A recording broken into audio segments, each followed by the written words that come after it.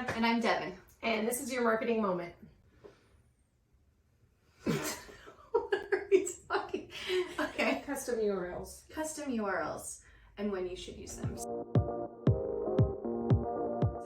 if you are doing any sort of event or direct mail campaign, anything where you're driving people to your website, you should drive them to a specific URL, not just your homepage. So maybe you're, you bought a booth at some sort of trade show. You would want your QR codes that you probably have on your print materials to take them directly to a URL that says like yourcompanyname.com/home show, the name of the event. Or if you're doing a direct mail campaign, you can name it accordingly. And that way you're better able to track the ROI on the investment of that particular event or direct mail campaign, whatever it might be. So custom URLs for each event, and don't just drive people to your homepage. That goes for paid media as well. You should have Exactly. Landing pages all the way. And also, if you do use a custom URL like that, you can set it up to tag people, so you can always run a remarketing campaign too. So let's say everybody who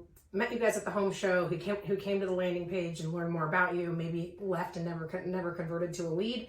You can serve them up more ads in the next 30 days or so to kind of stay top of mind and hopefully get them back down the funnel. Absolutely. And that's your marketing moment.